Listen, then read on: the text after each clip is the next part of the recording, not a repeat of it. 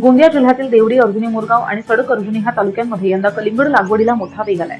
कमी पाण्यामध्ये आणि कमी कालावधीत भरघोस उत्पन्न देणारं पीक म्हणून शेतकरी कलिंगडाकडे सध्या वळत आहेत. जिल्ह्यामध्ये तब्बल 231.55 हेक्टर क्षेत्रावरती कलिंगडाची लागवड करण्यात आली आहे आणि सध्या पिकांना फुलोरा आलाय आणि एप्रिल महिन्यामध्ये गोड आणि रसाळ कलिंगड बाजारामध्ये दाखल होणार आहे. उन्हाळ्याच्या पार्श्वभूमीवर पारंपरिक पिकांऐवजी कलिंगड शेतीचा पर्याय निवडल्यानं शेतकऱ्यांना चांगल्या उत्पन्नाची अपेक्षा आहे. गोंदिया जिल्ह्यामध्ये देवरी, सडक अर्जुनी आणि अर्जुनी मोरगाव या 3 तालुक्यामध्ये यावर्षी कलिंगडाची लागवड चांगल्या प्रमाणात झालेली आहे.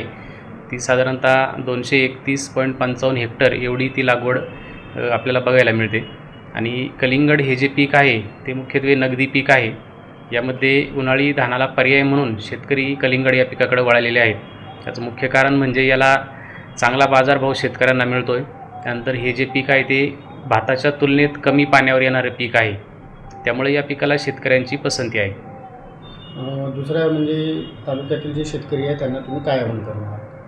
तालुक्यातील शेतकऱ्यांसाठी आणि जिल्ह्यातील सर्व शेतकऱ्यांसाठी माझं हेच आव्हान राहील की आपण उन्हाळी धानापासून कलिंगड असेल, भाजीपाला पिकं असतील किंवा मका असेल या पिकांकडं वळावं, जेणेकरून या पिकांमधून आपल्याला नगदी स्वरूपात इन्कम मिळते.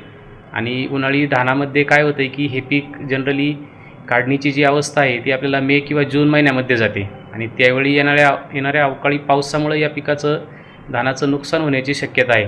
त्यामुळे हे भाजीपाला पिकं असेल, कलिंगड असेल, मका असेल तर हे पिकं जे आहेत आपल्याला एप्रिल आणि मेमध्ये साधारणतः याची काढणी होते. त्यामुळे आपल्याला याच्यातून चांगल्या प्रकारे आर्थिक उत्पन्न मिळू शकतं.